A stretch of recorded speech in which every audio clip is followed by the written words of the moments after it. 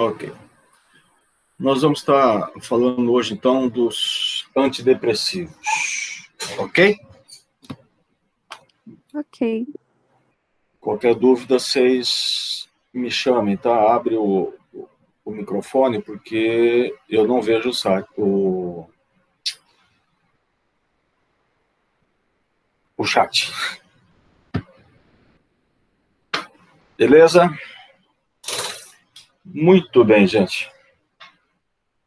Quando falamos em depressão, os fármacos antidepressivos, temos que levar em consideração o transtorno depressivo maior, que são aqueles episódios depressivos, né, que acontecem recorrente, sem história de mania.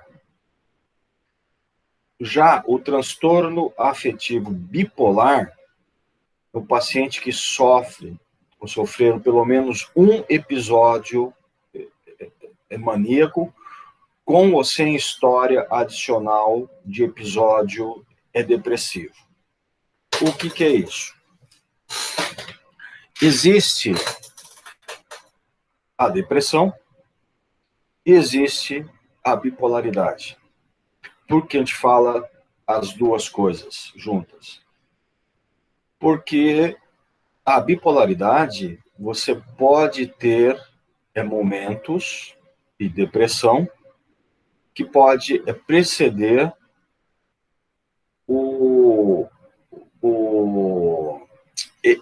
episódios de mania. E as duas coisas são completamente diferentes, mas que o médico precisa diagnosticar, o médico precisa ter habilidade para identificar se o paciente está apenas numa depressão ou se o paciente está no estado de bipolaridade. E a gente vai entender o porquê disso. Só para já ir elucidando aí um pouquinho sobre isso. O paciente que está, o bipolar, num episódio maníaco, ele se sente muito assim, superior, ele se acha o máximo, ele consegue tudo, ele faz tudo, entendeu? Ele é o Superman, né? E a gente percebe isso em conversas, o indivíduo fala alto, você não consegue interromper, né? Mas eu quero só dar o foco aqui, que ele se acha, tá, intocável, e ele consegue fazer tudo. A depressão é aquele estado que a gente já sabe, né, a depressão e tal. Por que a gente fala as duas coisas juntos? Porque muitos, vamos supor, se o clínico não souber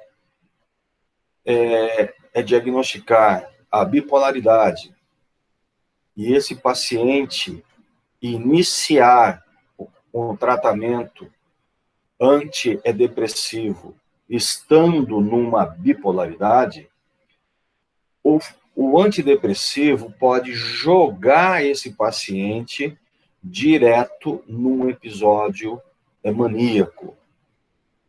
Então, aí ele vai apresentar a crise maníaca. E qual o problema disso? O problema disso é que se esse paciente bipolar que não foi corretamente diagnosticado, ele tem alguma ideia, ele já pensou em suicídio, né? Ele já arquitetou alguma coisa quanto a suicídio, só que ele não tem coragem a fazer isso. Ele não faz isso. Só que a hora que ele entra no episódio maníaco, como eu disse agora, ele é o Superman, ele consegue fazer tudo, aí agora então ele vai lá e executa. Entendeu? A preocupação, o que o médico tem que avaliar, o perigo da situação. Tudo bem, gente? Tudo bem. Então, a depressão em si, ela constitui causas importantes, né, de morbidade no mundo inteiro, resultando em perda de produtividade e uso considerável de recursos médicos. O transtorno afetivo está associado a um risco aumentado de suicídio. Antidepressivos. Hoje nós temos aí, já bem relacionado, os mediadores envolvidos, né, com a depressão. E o que nós mais conhecemos é a neurotransmissão serotoninérgica e noradrenérgica. São os dois mediadores mais envolvidos. A serotonina e a nora possuem papéis críticos na modulação do humor, do ciclo de sono, vigília, na motivação, na percepção de dor e na função neuroendócrina. Então, veja que esses mediadores, eles participam de várias circunstâncias aqui, né, várias ações importantes, e muitas delas relacionadas à depressão. E, vendo essa ação desses mediadores, a gente acaba também entendendo o porquê de alguns efeitos adversos, né, desses fármacos antidepressivos que acabam mexendo com a serotonina e com a noradrenalina. Ok? Então, a gente tem as projeções nervosas, né, serotoninérgicas, envolvida na percepção de dor, na regulação visceral, no controle motor, e temos também no humor, na cognição, na função endócrina, né? A gente vê quem já trabalha, ou faz estágio, ou vai fazer estágio em manipulação, você vai poder ver que alguns médicos, principalmente ortopedistas, reumatologistas, né, eles prescrevem muito para dor antidepressivo tricíclico em dose baixa, associada a um anti-inflamatório, né? E esse antidepressivo tricíclico, tá? Ele é muito bom para quê? Porque ele está envolvido na percepção e dor. O antidepressivo diminui essa percepção. Então, a gente usa muito isso para o alívio de dor, tá?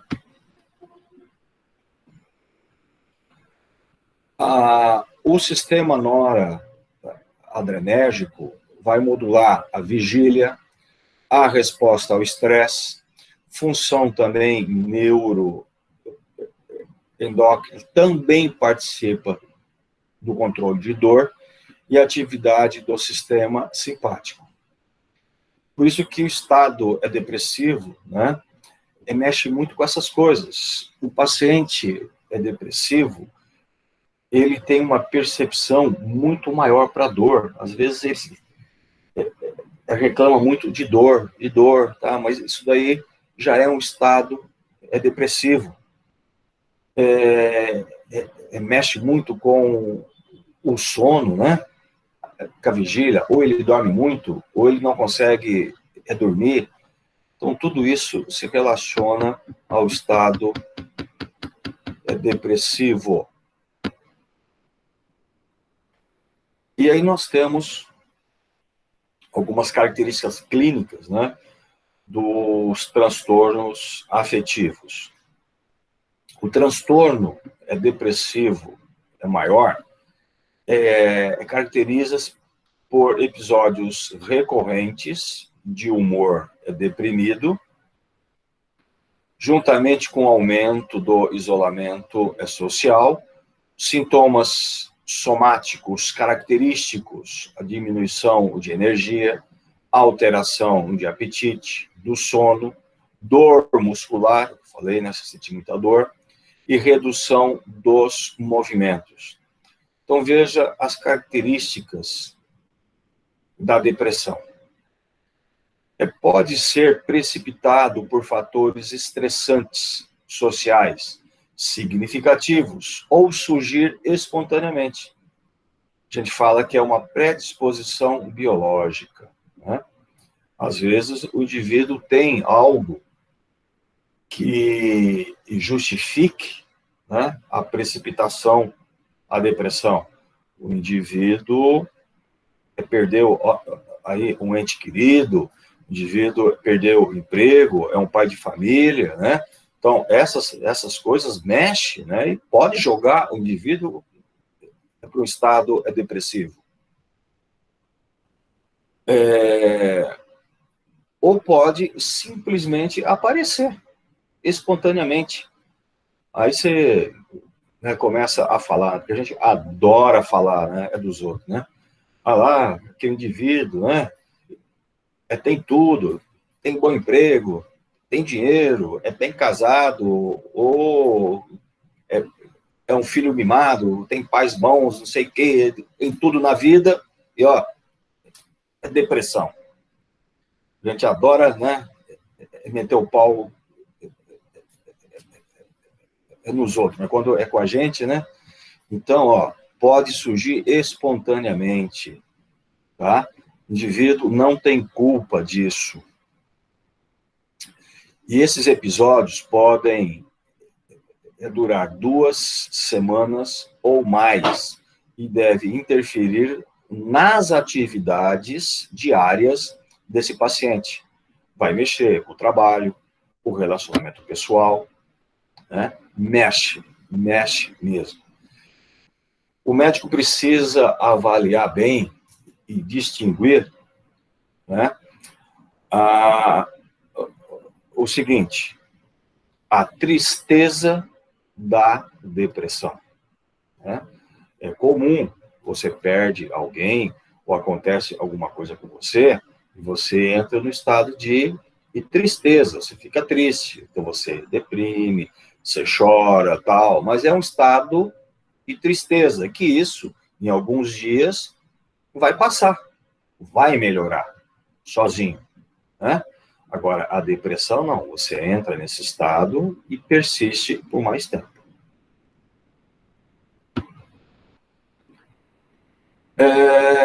Um episódio não é considerado como a depressão, se for devido a algum sofrimento. Foi o que eu acabei de falar, certo? Agora, né? Uma afecção clínica geral, como hipotiroidismo, a administração de altas doses de bloqueadores beta, pode também te provocar um estado depressivo, tá? É por isso que precisa de uma avaliação clínica. Você precisa ver, né? O médico precisa analisar. Lá na farmacologia clínica, se não me engano, na 3 ou 4, a gente vai falar de tiroide, né? Hipotiroidismo. E tem lá o item que é o hipotiroidismo subclínico. O indivíduo, ele está com o hipotiroidismo, só que ele não apresenta as características normais de um hipo. E, às vezes, o indivíduo está com a depressão, né? Ou a mulher que não consegue engravidar, mexendo com a parte endócrina, né? E aí, o médico começa a tratar com antidepressivo, tá? E não resolve. Aí você vai ver que o indivíduo está com hipotireoidismo. Você repõe o hormônio aqui, a depressão sobe. Então, por isso que precisa sempre de uma boa avaliação.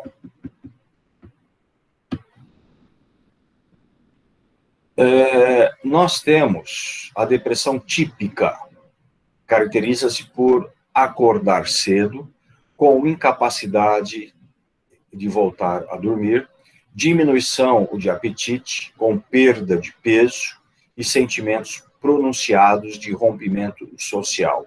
Então, isso aqui é o mais típico, né? Então, a gente chama de depressão típica, tá?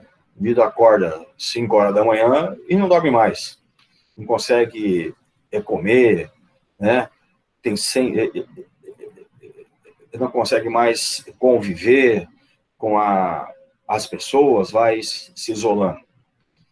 E esse tipo de depressão a gente vai usar mais, né? Respondem bem a uma classe de antidepressivo que a gente vai falar já dela, o inibidor seletivo da recaptação de serotonina. E pode também indicar um sonífero, né, para fazer o camarada entrar mais no sono. A depressão típica, ela caracteriza por sinais praticamente inversos. Desculpa, pulou. Acho que deve ter pulado. Não, está aqui. Atípica. Caracteriza por sinais praticamente inversos da depressão típica, como maior apetite, principalmente alimentos reconfortantes, rico em gorduras, em carboidratos, e uma hipersonia, né? O indivíduo parece que inverna, né? Dorme dia e noite, e só acorda para comer. Indivíduos particularmente sensíveis à crítica, tá? Não faça crítica que você arruma briga, né? Eles são capazes de passar por breves períodos de prazer e apresentar um comportamento de busca do prazer. Então, se ele descobre que alguma coisa lhe dá o prazer, vai querer estar fazendo sempre aquilo lá. Caminhar dá prazer. Então, ele meia-noite, ele vai estar caminhando aí pela praia, entendeu?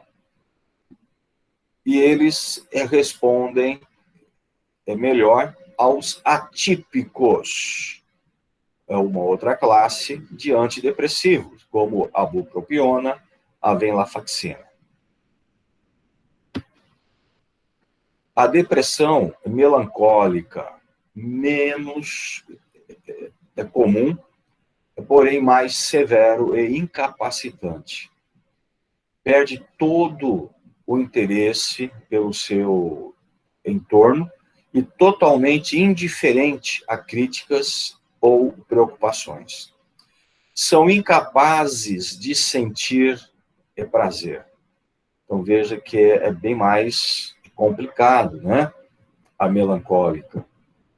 E aqui, os inibidores seletivos da recaptação de serotonina, ou a mirtazapina, que é um fármaco mais novo, são considerados de primeira escolha, porém pode exigir o uso também dos antidepressivos tricíclicos, ou até mesmo uma terapia eletroconvulsiva, se os sintomas forem refratários à primeira linha. Hospitalização psiquiátrica, talvez até se precise. Então, veja que a melancólica já é mais complicada, né? Por isso que precisa de uma avaliação clínica muito bem feita. Os episódios maníaco, eu já comentei por cima, né? É o inverso clínico do episódio depressivo. Há habitualmente uma sensação de humor elevado, sentimento de autoestima aumentada, grandiosidade, né? Ele é o poderoso, fala rápida, alta, difícil de interromper. Redução da necessidade de sono, até por dias.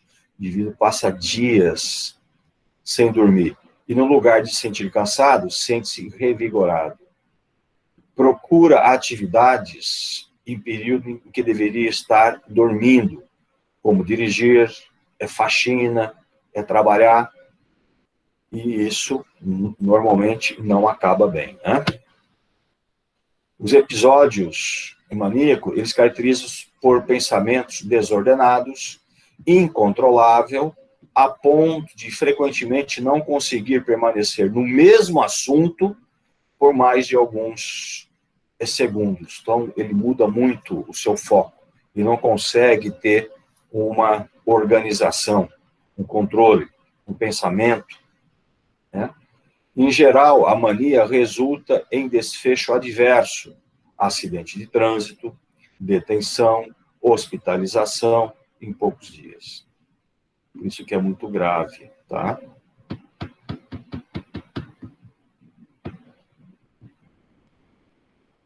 Esses episódios, eles podem ser dominados por períodos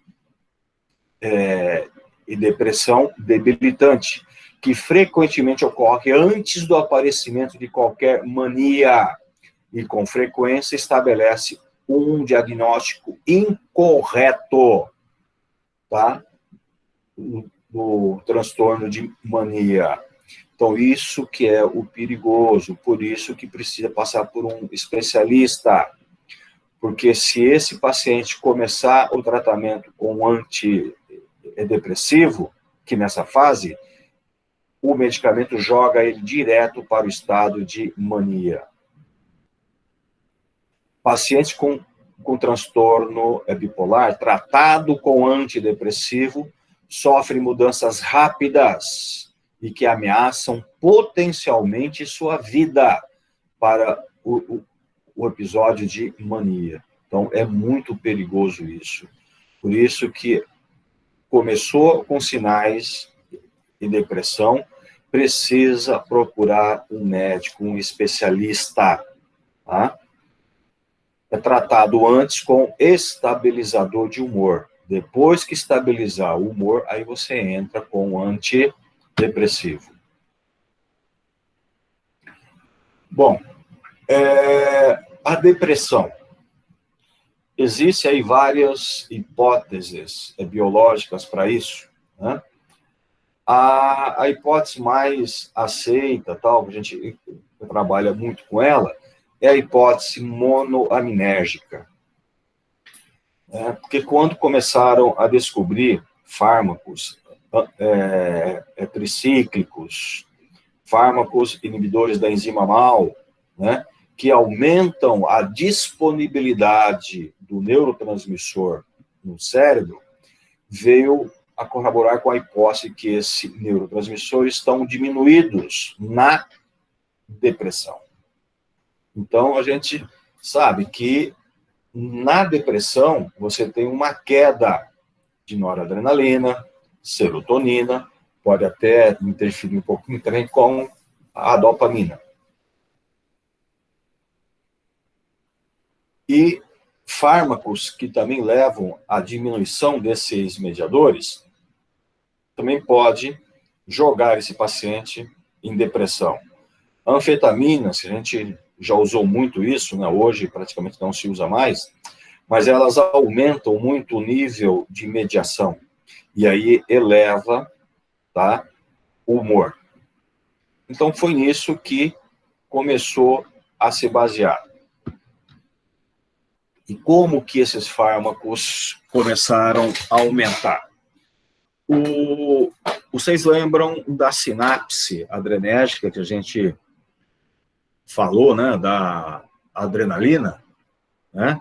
A sinapse, o mediador, ele vai para a sinapse, e na sinapse, ou ele vai para o receptor pós, ou ele age em receptores pré-sinápticos, aqui está aparecendo só o alfa, mas também tem o beta, né?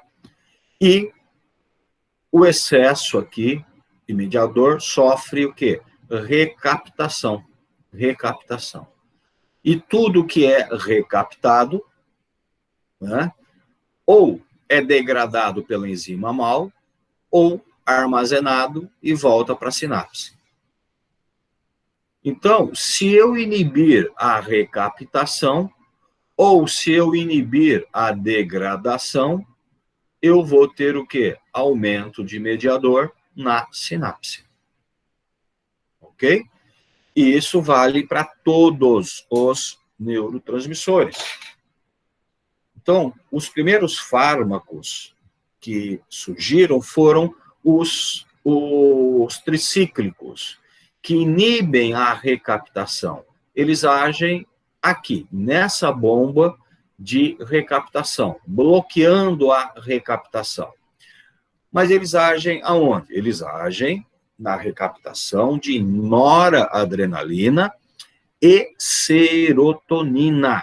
Eles agem nos dois mediadores, tá? Então, ele aumenta a oferta dos dois. Existem fármacos que já foram bastante utilizados, hoje já nem tanto, são fármacos IMAL, inibidores da MAL.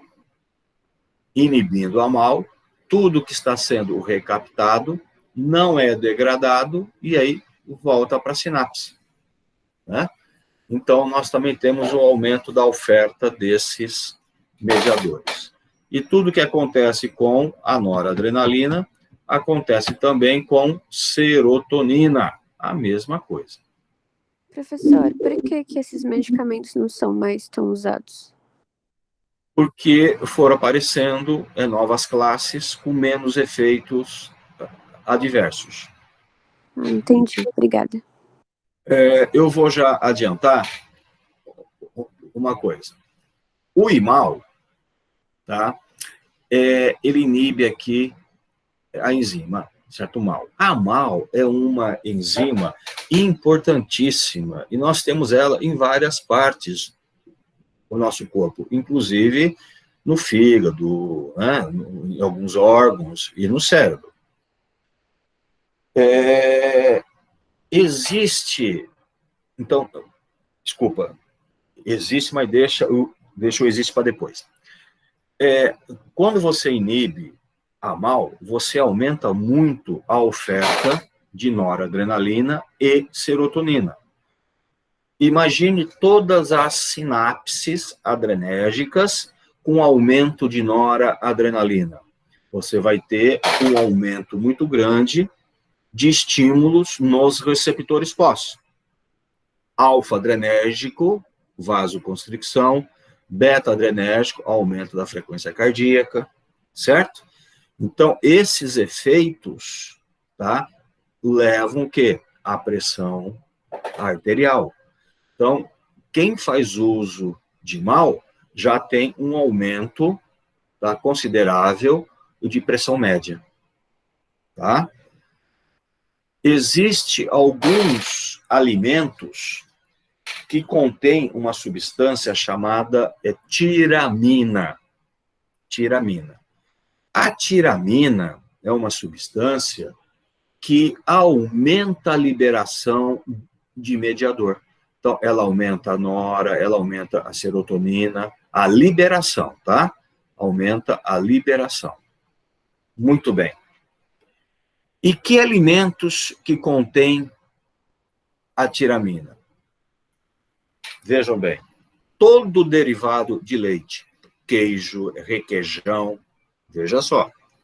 Feijão, não, que é o alimento, o dia a dia. Miúdos de frango, enlatados, grão de bico, vinhos, principalmente vinhos tinto. Então, e veja bem, esses alimentos, quando você come, tá? A tiramina que está presente neles é degradada pela MAL. É degradada. Então, você não sente o efeito dela no seu dia a dia. Mas, quando você usa um IMAL e fazer o uso desses alimentos, você vai ter um aumento da tiramina circulante e aí você vai ter um aumento muito maior de mediação. E isso é perigoso, pode dar até um infarto, um AVE isquêmico, entendeu? Então, quem faz uso de mal, precisa fazer uma restrição alimentar. E isso é muito incômodo, né? Muitos pacientes desistiam de usar o medicamento porque não conseguia ficar sem comer queijo, sem comer feijão, imagine. Então, aí foram aparecendo outros fármacos, né, que não precisava nada disso. Ok? Entendi. Obrigada, prof. E os tricíclicos, por aumentar também a nora, né, e a serotonina, também pode dar problemas cardiovasculares e tal. E os tricíclicos, a gente vai ver ainda, tá? A estrutura química deles, em razão da estrutura, eles acabam também interferindo em alguns receptores. Então, eles acabam bloqueando receptor muscarínico, ele bloqueia alguns receptores alfa e bloqueiam também receptor H1 da histamina. Então, esses bloqueios que esses fármacos geram levam também a vários efeitos adversos. Se bloquear o muscarínico, você vai ter boca seca, constipação. Se for idoso, pode prejudicar a cognição, né? O bloqueio de H1 te dá sonolência, sedação, aumento de apetite, entendeu? O bloqueio de alfa pode te dar hipotensão postural. Então, são vários efeitos que esses pacientes precisam conviver. E aí foram aparecendo outras classes que não têm esse tipo de efeito. Ok? Bom, vejam bem. A hipótese sobre alteração de receptores, né? A hipótese anterior, que eu falei que era uma falta de mediador, não era isso que a gente comentou, para causa da depressão, né? Ela começa a ser insuficiente quando nós analisamos a eficácia, a droga, que é de horas, e a eficiência, que leva semanas. O que é isso? Quando você usa um medicamento antidepressivo, ele começa a agir na primeira dose. Você tomou, daqui 1 hora, 2 horas, ele já está lá, bloqueando e provocando aí o aumento de mediador. Mas será que a depressão, ela melhora assim rápido? Não. A depressão não melhora rápido. A depressão, ela começa a melhorar em semanas. No mínimo, 14, 15 dias. Tem paciente que começa a responder com 21, 28 dias. Mas o fármaco está agindo já, desde o primeiro comprimido. E, ao contrário, nos primeiros dias, a tendência pode ser até de piorar um pouco a depressão. Você pode ter até uma piora do estado depressivo. Então, analisando isso, tá? É que, bom, então, a depressão não pode ser somente falta de mediador. Deve ter algo a mais aí. E é então que eles começaram a analisar, estudar, e viram que uma outra explicação complementar pode estar relacionado com a sensibilidade e número dos receptores beta-pós e alfa-pré, principalmente o alfa-pré a nível central onde estariam diminuídos com o uso crônico, ocorre a dessensibilização. Então, deixa eu explicar isso. Ou melhor, antes de eu começar essa explicação, aquele minutinho só, eu vou abrir a porta lá embaixo e eu já subo.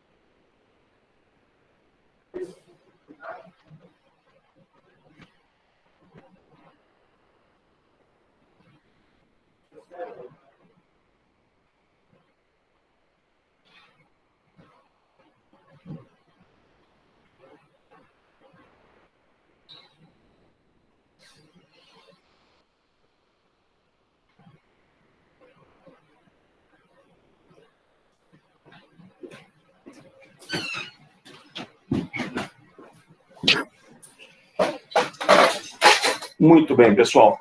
Vamos lá. Deixa eu falar uma coisa com vocês. Então, viram que não era somente o mediador. Tinha aí receptores envolvidos. Vocês lembram que o alfa-pré, o que ele faz? O alfa-pré diminui a liberação de mediador. Certo? O beta-pré aumenta. Alfa-pré diminui. Muito bem. Foi percebido o quê? Que o paciente depressivo, ele tinha uma sensibilização de alfa-pré. Então, o número de alfa-pré no paciente depressivo está muito aumentado. Muito bem. Então, esse aumento de alfa-pré, né, diminui o mediador, né, e aí você entra no estado depressivo. Muito bem. O que eles começaram a fazer? Você dá o medicamento antidepressivo. O que o antidepressivo faz no primeiro comprimido já? Inibe a recaptação. Aí aumenta rapidamente o mediador. Só que lembra que fisiologicamente, tá, aquele paciente depressivo, ele está com aumento de receptor e com redução de mediador, mas isso está no estado fisiológico dele, depressivo, mas fisiológico. A hora que ele toma o primeiro comprimido, que o mediador aumenta, o mediador aumentando vai o quê? Estimular a alfa-pré. Para quê? Para diminuir. E aí vai diminuir mais ainda. Por isso que nos primeiros dias você tende a ter uma piora no quadro depressivo, é normal. certo? Mas aí você vai tomando e vai aumentando e estimulando a alfa-pré, uma semana. Quando chega aos seus 14, 15 dias, de tanto estimular o alfa-pré, o que acontece com o alfa-pré? Ele começa a dessensibilizar. Quando você começa a estimular muito um tipo de receptor, ele vai dessensibilizar. A hora que esse alfa-pré começa a dessensibilizar, começa a sumir, aí você começa a equilibrar alfa-pré e beta-pré. Aí começa a prevalecer o beta, aumentando realmente a síntese e a liberação do mediador. Aí o indivíduo começa a sair a depressão. Entenderam isso, gente?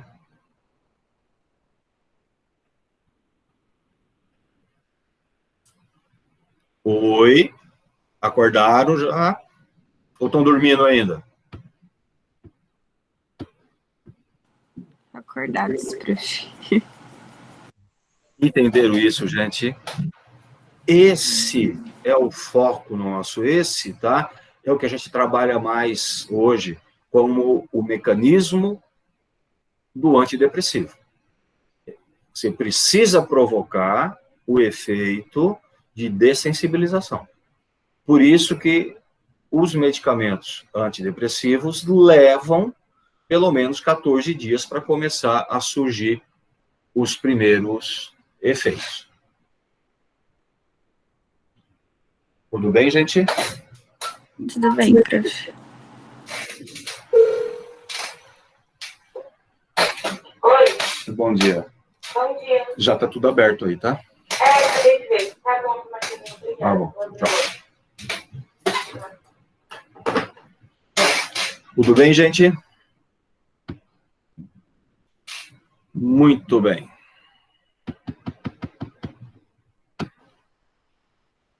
Então, é isso que nós falamos aqui, né? A deficiência de monoamina seria explicada pela hipersensibilização, né, de receptores. Foi o que a gente acabou de falar.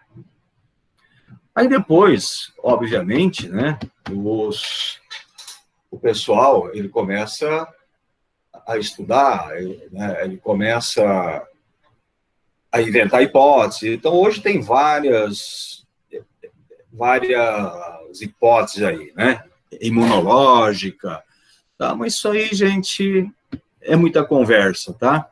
Imunológica, citocina, comportamento do adoecer, né? Que leva a ansiedade, irritabilidade, mas isso tudo é lorota. Quer dizer, tudo isso está envolvido com o mediador e receptor. Não tem jeito. Então, os sintomas e depressão, né, de acordo aí com a classe médica, né? Então, todos esses sintomas, tá, estão relacionados com a depressão. O clínico precisa analisar, precisa fazer uma boa anamnésia para identificar o estado depressivo desse paciente, tá? Isso é mais clínico, né? E aí, então, entram os fármacos antidepressivos, onde nós temos aí os inibidores de recaptação. Como eu disse, né? Você tem a recaptação dos mediadores. E aí, os tricíclicos, que foram os primeiros inibidores de recaptação a serem utilizados. Eles não são seletivos. Por que não? Porque eles fazem o bloqueio da recaptação de noradrenalina e de serotonina. Então, não é seletivo para um mediador. E depois deles surgiram os inibidores seletivos agora, da recaptação de serotonina. Esses daqui, gente, é o que nós mais utilizamos hoje, tá? Esses daqui, eles passaram a inibir apenas a recaptação de serotonina, reduzindo grandemente o número de efeitos adversos. Eles mexem muito pouco com outros receptores, então eles não mexem com os muscarínicos, alfa, H1, né? E não mexem com a nora, somente serotonina. Então, os efeitos adversos foi lá embaixo. E hoje também tem inibidores da recaptação de serotonina e de nora, mas que não tem a estrutura tricíclica, tá? A estrutura é diferente. E isso leva o quê? A uma também diferença na ação. Não tem afinidade por outros receptores, como os muscarínicos, H1, somente na recaptação. Ok? Os tricíclicos, amitriptilina, aclomipramina, imipramina, nortriptalina. Então, todos esses daqui são tricíclicos, que então inibem a recaptação de nora e serotonina. A amitriptilina, tá, parece ter um efeito maior a nível de H1. Então, é mais utilizado para aqueles pacientes com insônia e perda de peso. Por quê? Porque a hora que você bloqueia o H1, que é o receptor da histamina, a histamina está envolvida em alguns centros, né, de vigília e apetite. Então, você bloqueando, você perde a vigília, te dá sono e aumenta o apetite. Ok? É comum os pacientes que fazem uso dessa classe ter aumento de peso corporal, porque aumenta bastante o apetite. E esses fármacos, os tricíclicos, tá? Principalmente a nortriptilina, às vezes a gente usa mais porque a gente não gosta muito que dá sono e tal, né? Mas também a amitriptilina também é utilizada em doses baixas, aquilo que eu comentei já em reumatologia e ortopedia, para ajudar na dor, para diminuir a percepção de dor, né? Só para ter uma ideia, a gente usa aqui, para depressão, 75 a 100 miligramas. O alívio de dor, a gente está usando aqui 15 miligramas, 20. A amitriptilina, no máximo, é 25 miligramas, tá? Então, dose baixa. Então, o bloqueio da recaptação de nora e serotonina, úteis em baixa dose no tratamento das síndromes de dor, de enxaqueca, né? Outros distúrbios de dor somática e síndrome da fadiga crônica. Foi o que eu acabei de falar. E como eu já disse, podem precipitar mania ou hipomania em pacientes com transtorno afetivo bipolar. Não é só eles, praticamente quase todos os antidepressivos. Tá? O que eles têm de efeitos adversos? Como eu já falei algumas vezes, o bloqueio de outros receptores. Então, o bloqueio de muscarínico, bloqueio de H1 da histamina, bloqueio alfa-adrenérgico, alguns bloqueios dopaminérgicos, tá? Então, você pode ter alguma interferência aí em outros sistemas, como o cardiovascular, afetam, tá, os canais de sódio, atraso potencialmente letal na condução do impulso cardíaco, pode acontecer, bloqueio átrio-ventricular, devem sempre ser prescritos com cautela em pacientes com risco de suicídio, efetuar sempre um eco, né? Para excluir possibilidades. Então, são fármacos que o médico precisa avaliar muito bem. Aqui são só o quadro de efeitos indesejáveis. Contraindicação dos tricíclicos absolutas: glaucoma de ângulo fechado, hipertrofia prostática e certas patologias cardíacas. Então, não pode ser prescrito. Contraindicações relativas, vai depender muito, né, de insuficiência coronariana, aterosclerose, flebite, epilepsia, insuficiência hepática e renal. Isso aí é mais clínico.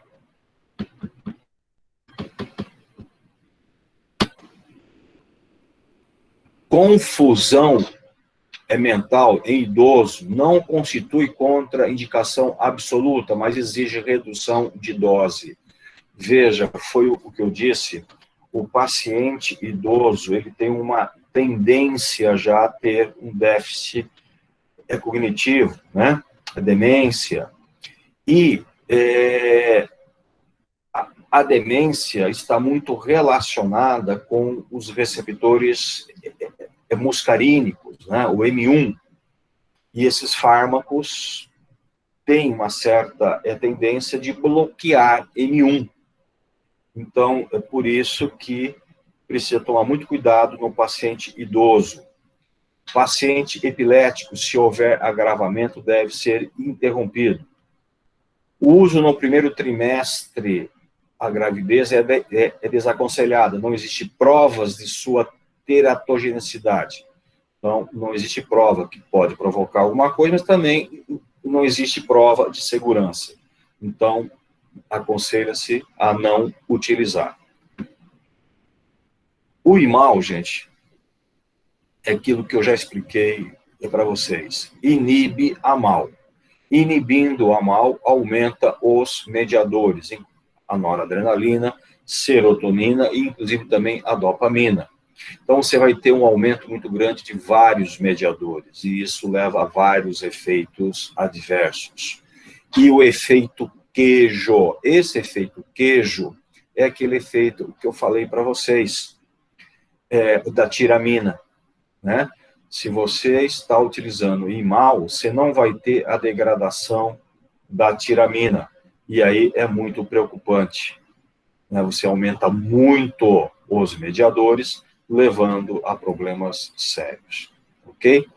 Aqui é só tipos de IMAL, não vamos perder tempo com isso.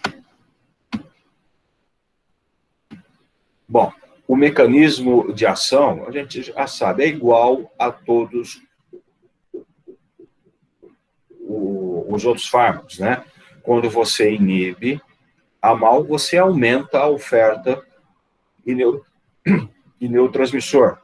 No caso da MAL, você aumenta a nora, a serotonina, a dopamina, e você passa a ter aumento do estímulo de alfa-pré. É a mesma coisa para todos eles.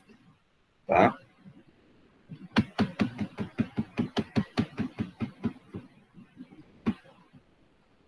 Então, o IMAL pode interferir na metabolização de barbitúricos e cocaína, aumenta muito a atividade dela. O paciente que está usando um MAL, usar uma cocaína, bal. Potencializa as anfetaminas, então, aqui no caso também, que não é anfetamina, mas é a mesma coisa,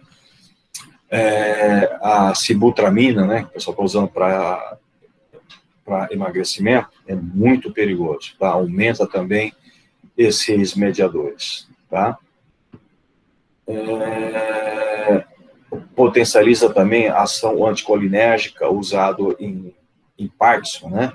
Tem fármacos que são bloqueadores muscarínicos para tirar os efeitos parkinsonianos. E esses fármacos vai bloquear também o muscarínico, você tem a potencialização de efeitos. Bom, o tratamento para reações adversas vai depender muito do tipo e da gravidade, né? Agudas, tem que fazer a lavagem gástrica, tal, suporte cardio, a manutenção, o equilíbrio hidroeletrolítico, tal. Estimulação central intensa, suspensão, o tratamento, crises hipertensivas, tratamento é com fármacos antihipertensivos. Não tem muita coisa. Um imal você não pode dar para hipertensão, porque ele aumenta a pressão. Para acidente vascular encefálico, nem pensar. Antecedentes de insuficiência hepática e icterícia. E alcoolismo crônico também não pode.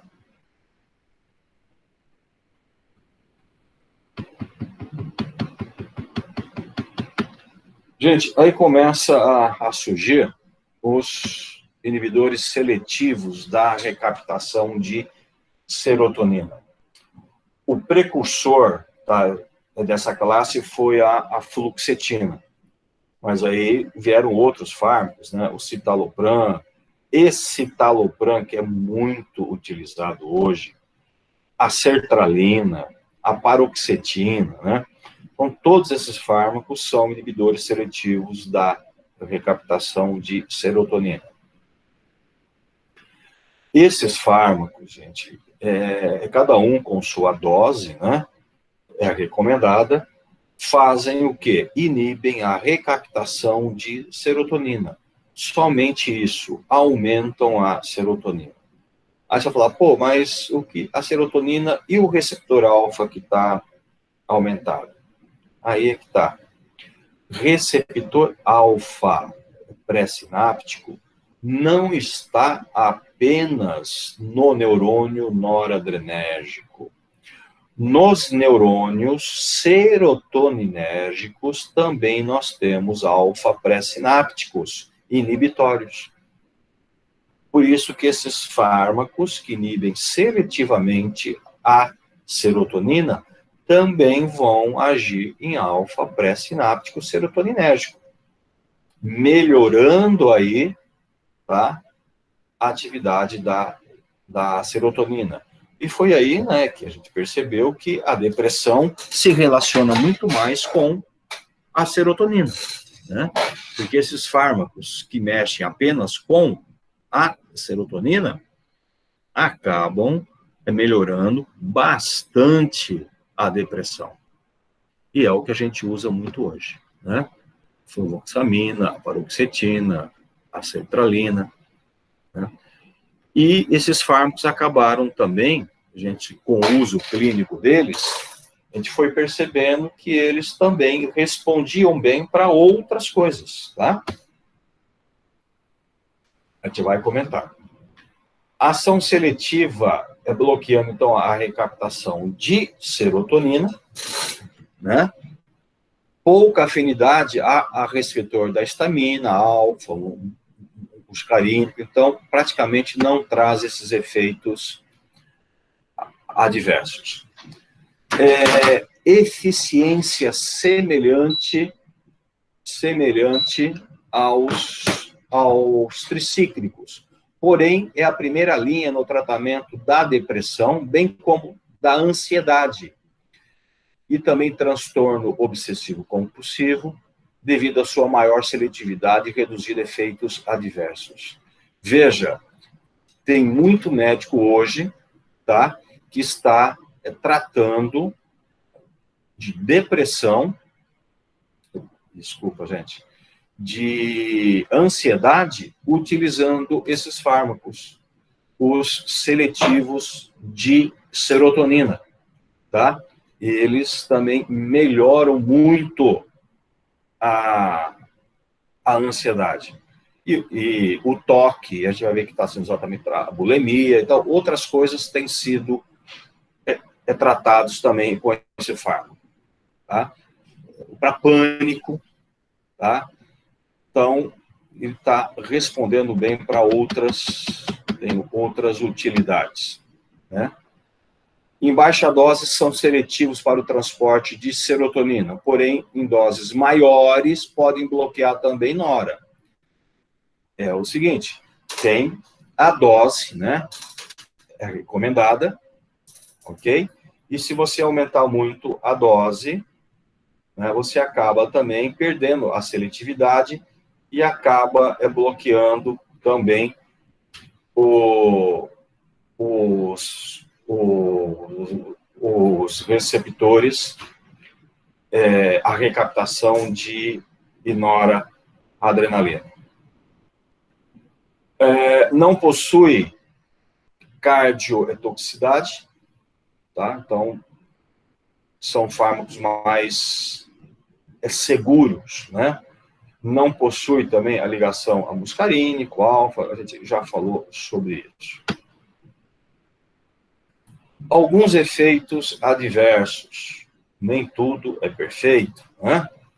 Certo grau de disfunção sexual, pacientes, principalmente da sertralina, tá? Que mexe um pouco com a atividade sexual, mas também acaba ajudando, tá? O paciente, homem, com ejaculação precoce. Esses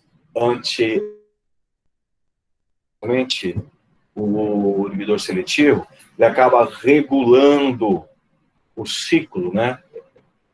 Prazer, ejaculação, e retarda o estímulo da ejaculação. Distúrbio gastrointestinal. A sertralina normalmente pode dar um pouquinho de diarreia. Já a paroxetina constipação. Então, esses efeitos, tá, que precisa ser visto, né, ao prescrever um fármaco desse. A paroxetina, você não vai dar para alguém que reclama que o intestino é preguiçoso, né, que não funciona, né? Síndrome da serotonina, elevação rara, porém perigosa, da serotonina, tá? Pode ocorrer em associação com IMAL, hipertemia, rigidez muscular, mioclônios, flutuação rápida do estado mental e dos sinais vitais. Então, tem que tomar muito cuidado na associação, tá, com outros fármacos antidepressivos. Alguns médicos até fazem associação de antidepressivo, mas essa associação é perigosa, tem que ser muito bem controlada, tá? Para não entrar nesse estado. Pode causar vasoespasmo em pequena porcentagem em paciente. Então, você pode ter uma vasoconstricção, mas são poucos os pacientes que podem acometer. E a mesma coisa que os tricíclicos, IMAL, eles também podem causar mudança da depressão para mania em paciente com bipolaridade. Então, vejam, todos eles levam, tá, a esse estado. Tomar muito cuidado com isso.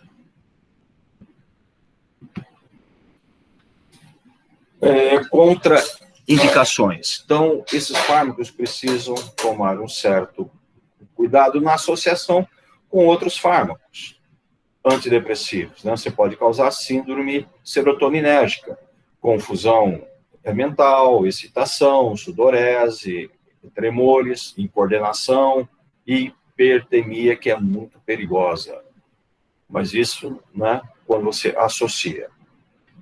A síndrome de descontinuação, tontura, ansiedade, náusea, diarreia, vômito, palpitações e sudorese. Veja, síndrome de descontinuação. Gente, esses fármacos antidepressivos não podem ser interrompidos, tá, de forma brusca. Você precisa fazer desmame, tá? Você precisa ir reduzindo a dose gradativamente, tá? Tem paciente que precisa de um desmame aí de até meses. 1 mês, 2, 3 meses, para você ir diminuindo gradativamente a dose, tá? Evitar na gravidez e lactação.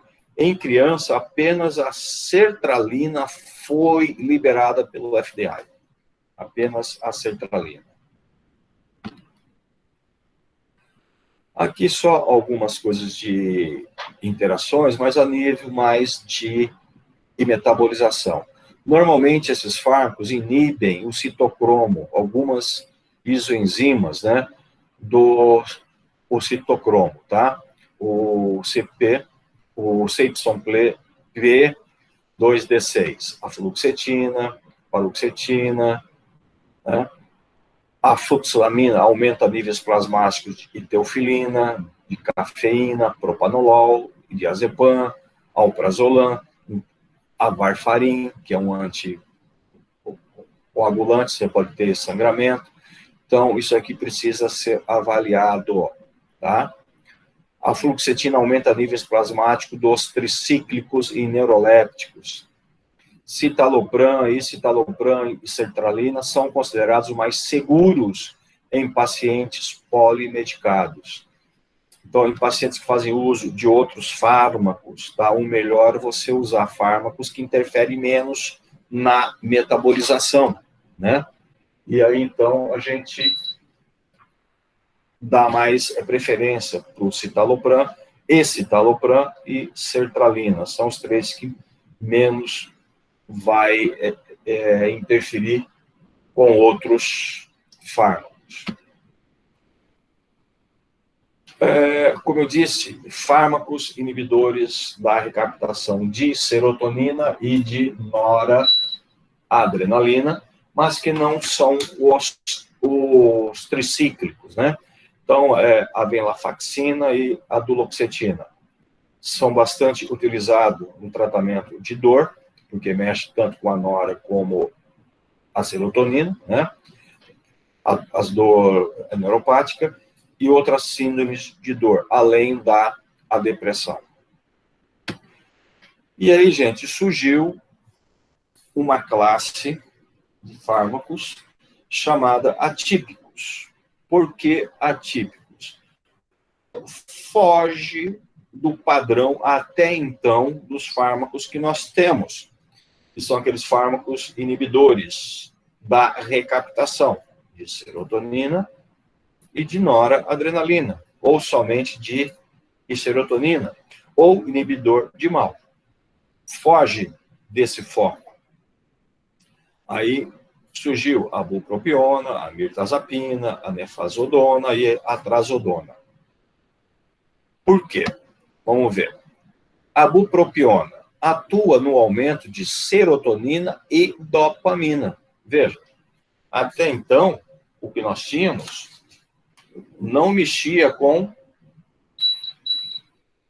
a dopamina, né? Nós não tínhamos nada que interferia com a dopamina.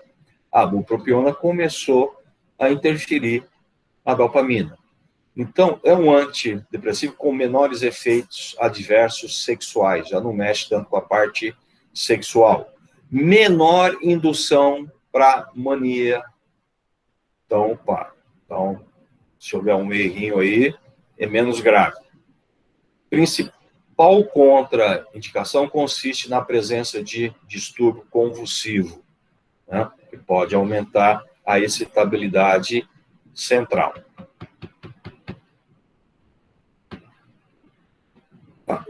Deixa eu falar mais um pouquinho dela, que tem só isso.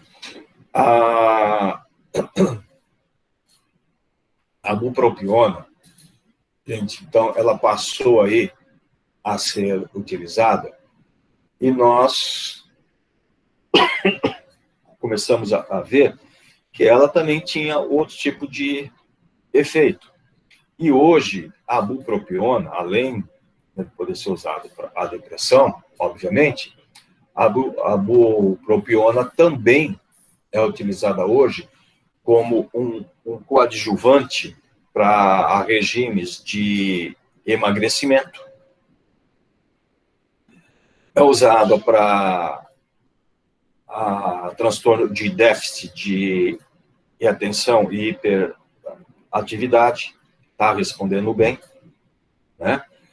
E também é um coadjuvante muito bom para o tratamento de quem quer parar de fumar, o tabagismo, tá? Então, tem melhorado muito, tá, o uso a bupropiona para essas outras indicações, tá? E tudo isso por causa do quê? A dopamina, né? A dopamina que mexe com esse estado. A mirtazapina.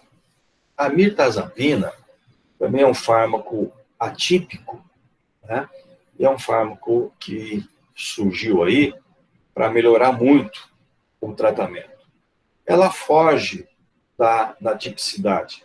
Ela gera um bloqueio dos receptores de serotonina e alfa-pré-sináptico. Então, ela é um bloqueador de receptor. Ela, em vez dela aumentar o mediador e gerar a sensibilização, a dessensibilização de alfa-pré, não, ela vai lá direto no alfa-pré e bloqueia o alfa-pré. Tá? E com bloqueio de alfa-pré, você começa a ter maior síntese e liberação de mediador. Então, a resposta à mirtazapina parece que é uma resposta mais rápida. Tá? Você tem uma resposta mais rápida para a depressão com ela. E o interessante, a mirtazapina, ela é um sonífero, tá? E estimulante do apetite. Porque ela gera um bloqueio em H1. Tá? Então, ela gera sonolência e aumenta o apetite. E o que isso influencia muito para nós? É o seguinte, principalmente o paciente idoso. O paciente idoso, tá? Normalmente ele tem uma certa dificuldade para dormir e perda de apetite. Aí você entra com a mirtazapina, você resolve as duas coisas, as três, né, ao mesmo tempo. A depressão, o sono e a fome. Então, está sendo bastante utilizado em paciente idoso. E é um fármaco um tanto seguro, tá? A gente usa ele com uma certa segurança, tá?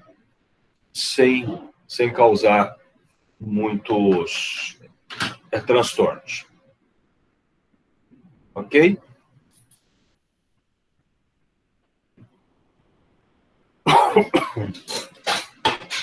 Muito bem.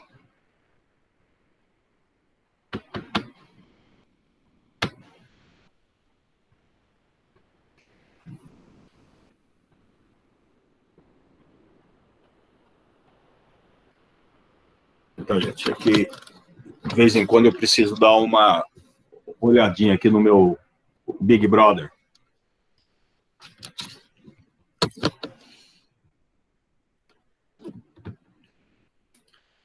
Muito bem.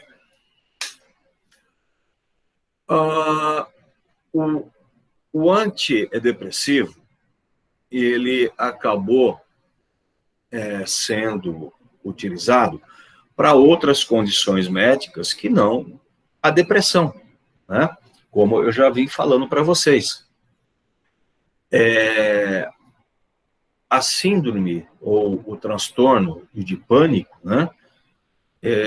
Inicialmente começaram a tratar com os antidepressivos tricíclicos porque não se tinha outra opção. Mas depois que começou a surgir o inibidor seletivo da recaptação de serotonina, resolveu-se todos os problemas. Então, a gente usa o antidepressivo para pânico, para toque, para fobia social, a bulimia, né? Então, a gente acaba utilizando, para tudo isso daí, o antidepressivo. E para essas quatro que eu disse agora, o inibidor seletivo da recaptação de serotonina é excelente. Para dores crônicas, né? Então, a gente usa aí principalmente os tricíclicos, a nortriptilina, amitriptilina, né, em doses baixas, que eu falei para vocês, a bupropiona no tabagismo, o transtorno de déficit e atenção com hiperatividade. Também está sendo utilizado bastante por endocrinologista para ajudar aí a moderar apetite, né? Então, outros usos médicos, em outras condições clínicas que a gente usa o transtorno, o antidepressivo.